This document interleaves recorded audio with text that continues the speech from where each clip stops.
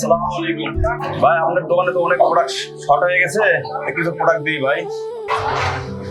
আরে ভাই শান্ত ভাই, এমনিতে সকালে তো মন মেজাজ খারাপ, একটার পর একটা খালি আইতে আছেন জান। অল্প কয়েকটা প্রোডাক্ট দিই ভাই। আরে ভাই শান্ত ভাই, আপনার খোলানো পরে আসেন।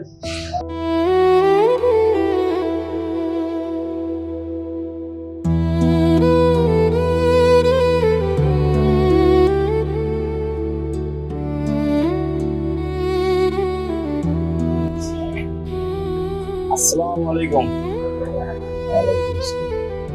ভাই, আপনার দোকানে তো অনেকগুলো প্রোডাক্ট ফাঁকা হয়ে গেছে, কি কি দেবো বলেন তো? এক কার্টন দিয়ে দিই ভাই, দেন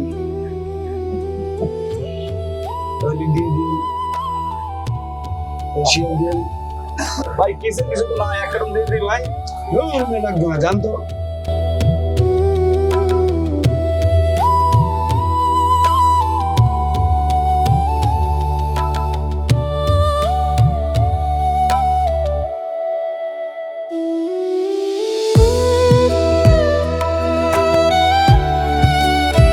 চল্লিশ আর হলো 50-90।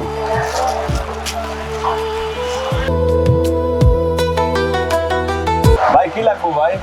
কিছু লাগবে না ভাই, যান। ভাই এতক্ষণ ধরে দাঁড়ায় আছি ভাই, কিছু একটা অর্ডার দেন ভাই। ভাই লাগলে বলুন, যান। এমনি ব্যবসা বাণিজ্য অবস্থা ভালো না, যান পরে আসি।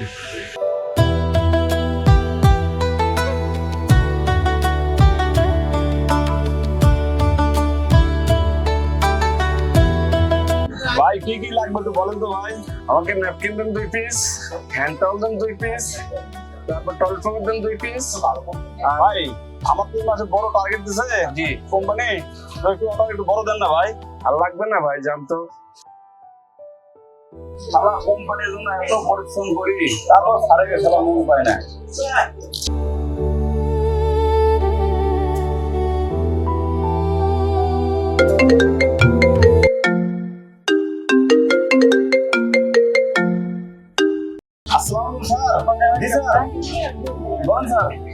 আরিফ সাহেব, এই মাসের আজকে 25 তারিখ, এখনো আপনার 50% টার্গেট হয় না। এইভাবে কাজ করলে তো আমি আপনাকে রাখতে পারবো না। আমার উপরে যে চাপ কোম্পানি থেকে, আমি যে আপনাকে এভাবে রাখবো আমার দ্বারা সম্ভব না। আপনি কি কাজ করেন না ঘুমান? ভাই আপনি ভালোভাবে কাজ করেন, যদি টার্গেট করতে পারেন তাহলে আমি আপনাকে রাখবো, আর যদি টার্গেট না করতে পারেন আমার দ্বারা সম্ভব না।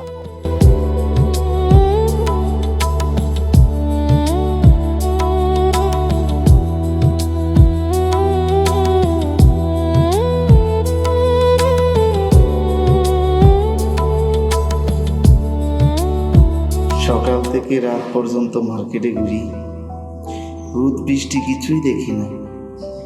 কোম্পানির জন্য কাস্টমার খুঁজি, অর্ডার আনি, দিন শেষে শরীরটা ক্লান্ত হয়ে যায়। তবুও স্যারদের মন জোগাতে পারিনি।